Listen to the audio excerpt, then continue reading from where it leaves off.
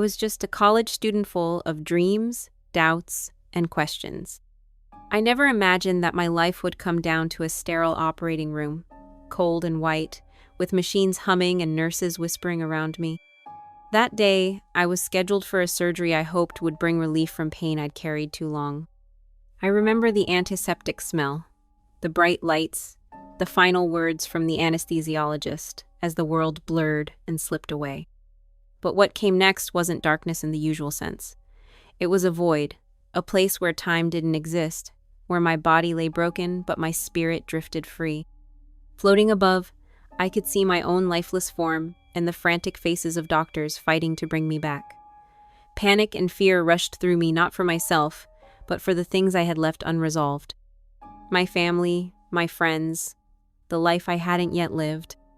Then, in that vast emptiness, a warmth began to grow.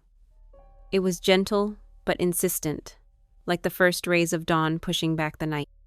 It pulled me toward it, a light that felt alive, breathing with compassion and understanding. I didn't want to resist. I wanted to know what it was.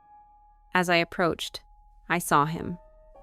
Not the Jesus of pictures or the Jesus I'd heard about in church sermons, but a presence so full of love it overwhelmed my entire being.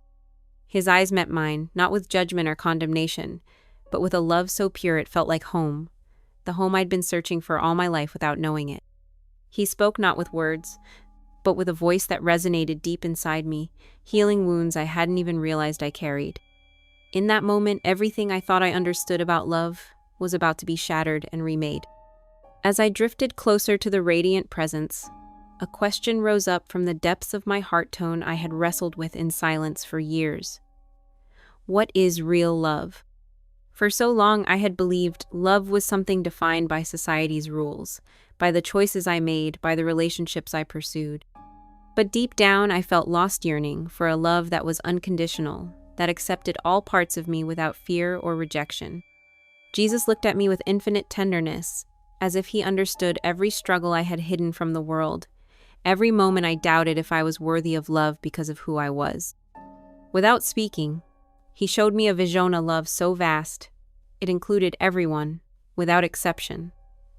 A love that did not discriminate or exclude.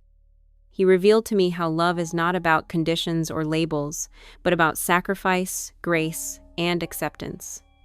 It is a love that heals wounds and frees the captive. A love that calls us beyond ourselves to live for others. In that vision, I saw myself reflected not just as a college student struggling with identity, but as a beloved child of God, created in his image, worthy of love simply because I existed. Tears flowed freely as the truth washed over me. Real love is not about fitting in or being accepted by the world. It is about being fully known and fully loved by God, just as I am. For the first time, I felt whole. For the first time, I knew I was truly loved. As I stood before this overwhelming presence of love, I felt walls I had built for so long begin to crumble. Walls of shame, fear, and rejection that I had carried since I was a teenager. I had hidden parts of myself from my family, from my friends, and even from Gador, so I thought. But there was nowhere to hide here. Jesus showed me my life not to shame me, but to heal me. Every hurtful word I had heard, every painful rejection, every time I felt alone or unloved, they all came rushing back. But this time, instead of sinking into despair, I was met with mercy, with understanding, with a gentle reminder that none of those moments defined me. I saw how I had tried to earn love through my choices and relationships, but true love was never something to be earned. It was always a gift freely given. I realized that my identity wasn't in what the world said about me, but in who God created me to be. The fear that I had felt for so long, that I could never be truly accepted, vanished like mist in the morning sun. In its place was a peace so profound, so freeing, that I couldn't help but weep. For the first time, I felt safe. For the first time, I felt home. Jesus whispered to me, "You are mine. Nothing can separate you from my love." That promise sealed my heart, beginning a transformation that would reshape everything about how I saw myself in the world. As the light enveloped me, Jesus began to show me the deeper purpose of my life, far beyond the labels I had struggled with, or the doubts I carried. He revealed how each person's life, no matter how complicated or confused it might seem, is woven with divine intention and infinite worth. I saw glimpses of a path where love, not fear or judgment, guided every step. A path where I could live authentically, not hiding who I was, but embracing the full truth of my being as God's beloved child. He showed me that my struggles, my questions, and even my mistakes were part of a larger story, one of redemption, healing, and hope. In that moment, I understood that my purpose was not to conform to human expectations, but to live in the freedom of God's love and to share that love with others. Love that heals, restores, and empowers. He whispered, "Live in my love and be a light in the darkness." Tears streamed down my face as I felt a courage I had never known, a courage to face life anew with faith, hope, and love as my guide. This wasn't just a new beginning, it was a calling. Slowly, I felt myself being drawn back, not abruptly, but gently, as if the light itself was guiding me home. The warmth began to fade, and the familiar sounds of the hospital filtered through the beeping of machines, whispered voices, the sterile smell of antiseptic. My body felt heavy again, tethered to the earth. When I opened my eyes, I was surrounded by concerned faces, doctors, nurses, family. They told me I had been unconscious for nearly 15 minutes during surgery. They said I was lucky to be alive. But inside, I carried something far greater than physical survival. I carried the memory of that love, that presence, and the truth that my life was not an accident. The days that followed were challenging. My body was weak, and my spirit was fragile. I struggled to reconcile what I had experienced with the world I returned to, a world still full of fear, judgment, and misunderstanding. Many questioned my faith, some doubted my story, and others shunned me.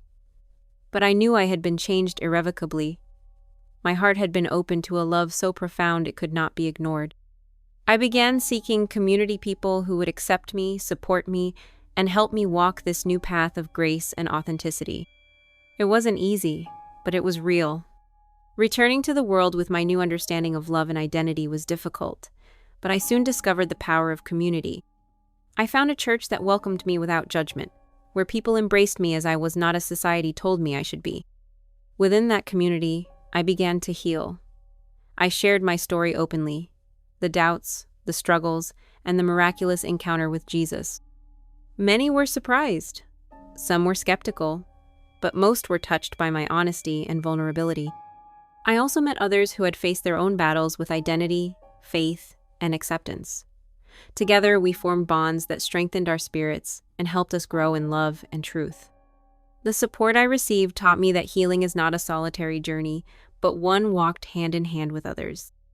Slowly, I started to serve in this community, using my experiences to reach out to those who felt lost or unloved. I became a voice of hope, showing that God's love transcends all labels and barriers. Though challenges remain, I walk forward with confidence, knowing that I am fully loved and that my life has purpose beyond what I ever imagined. Faith, I learned, is not a destination, but a continuous journey, especially for someone like me, who once lived with so much uncertainty and fear. There are days when doubt still creeps in, when the world's harsh judgments threaten to silence the voice of love I now carry. But I have learned to hold on to the truth I experienced, that I am beloved beyond measure. Each day is a choice to embrace grace, to forgive myself, and to love others as I have been loved. My faith is no longer about perfection or rigid rules, but about a living, breathing relationship with Jesus who met me in my darkest hour. I walk this path openly, knowing that my story might inspire others wrestling with their own identity, faith, or worth. I speak at gatherings, share my testimony online, and mentor young people who feel isolated or unloved. The transformation I experienced was radical. I went from fear and hiding to freedom and authenticity. And while the journey is ongoing, it is marked by hope, joy, and a peace that surpasses understanding. The road of faith is not a straight line. It never was. I discovered this the hard way. Even after my near-death encounter, after seeing a love so pure and being embraced by Jesus himself, the challenges of daily life, the world's harsh judgments, and my own inner struggles didn't magically vanish. Instead, they became part of a new reality I had to learn to navigate with grace, patience, and humility. Every morning, I wake up faced with a choice: to live in the freedom and acceptance I was given, or to fall back into the fears and doubts that once imprisoned me. Some days, the old voices of shame and insecurity whisper so loudly it feels like they might drown out the voice of hope I now carry. But I have learned to recognize those lies for what they are: shadows, without power when faced with the light of truth. Faith, I came to understand, is not about having all the answers or never feeling broken. It's about showing up each day, imperfect and vulnerable, and trusting that the God who saved me still walks beside me. It's about embracing the tension between doubt and belief, struggle and peace, darkness and light. In this ongoing journey, I've found incredible strength and community. I no longer walk alone. I've connected with others who carry scars of their own, those who have wrestled with identity, rejection, faith crises, and the search for belonging. Together, we form a tapestry of broken yet beloved souls, learning to love ourselves and each other through the grace we have received. Sharing my story openly was one of the most difficult yet liberating steps I took. I began speaking at local gatherings, youth groups, and eventually online platforms. The response has been overwhelming: messages from people who feel seen, heard, and understood for the first time. Young people struggling with identity issues, adults burdened by guilt and shame, seekers yearning for truth. Many have reached out to tell me how my journey sparked hope in their own lives. I also made it a mission to mentor and support those who feel lost or unloved, offering a safe space to explore faith without fear of condemnation. In those moments, I witnessed the power of God's love transforming lives, softening hearts, healing wounds, and building courage to live authentically. Yet, I do not claim to be perfect or fully healed. The journey continues. There are days when doubt still knocks, when loneliness creeps in, when the weight of the past threatens to overwhelm. But now, those moments do not define me. Instead, they become invitations to lean deeper into grace, to seek God's presence anew, and to remember that my worth is not earned by my strength, but given freely by His love. The radical transformation I experienced, going from hiding in fear to walking boldly in freedom, is a testament not to my power, but to His mercy. It has shaped every aspect of my life: my relationships, my purpose, my understanding of love and faith. I have learned that faith is a dance between surrender and struggle, certainty and mystery, brokenness and beauty.